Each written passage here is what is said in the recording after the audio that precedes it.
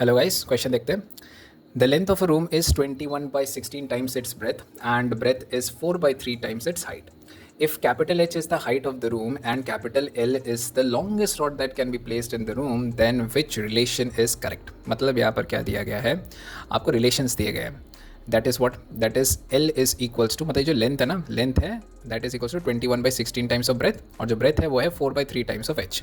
तो अगर मैं इतने क्वेश्चन पढ़ के अगर मैं सॉल्व करने बैठ जाऊँ ना, तो मेरा ये पूरा आंसर गलत आएगा. ये रिलेशंस मेरे को मिलेंगे ही नहीं. क्यों?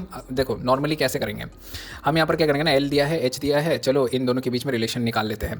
पहले हमने क्या किया, एल दिया that is equals to 21/16 of breadth. Breadth क्या है, बी ए रहा, 4/3 एच है, बैठा दिया हमने. यहाँ पर देख लिया कि एल बाई 7/4 है, यहाँ पर आंसर नहीं है.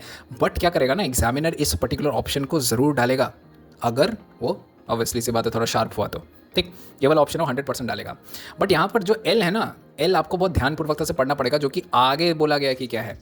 एच तो चलो हाइट है रूम का, बट ये जो कैपिटल एल है ना, ये क्या है ना, longest rod that can be placed in the room. मतलब ये बॉडी डायगोनल के बारे में बात कर रहे हैं, ये लेंथ के बारे में बात ही नहीं कर रहा. तो एल यहाँ पर जो है ना, वो लेंथ नहीं है, वो बॉडी डायगोनल है. ठीक, इसलिए मैं यहाँ पर क्या करूँगा, ये तो हो गया गलत. यहाँ पर ऐसे करके करना होता है. क्या करना होता है, जब भी आपको फ्रैक्शंस में दिए होती है ना चीज़ें, पहली बात इनको क्या करना पड़ता है, बराबर करना पड़ता है. रेशियोज़ को पहले सेम करना पड़ता है, उसके बाद कंपेयर करना पड़ता है. वो कैसे करते हैं वो यहाँ पर देखते हैं. ये लेंथ है, ये ब्रेथ है, ये हाइट है. मैंने small L, small B, small H लिया ताकि कि कोई कन्फ्यूजन ही ना रहे कि कैपिटल एल और एल फिर हम कन्फ्यूज़ हो जाएंगे. तो वो हम लिए नहीं, उस चीज़ को हमने एलिमिनेट कर दिया.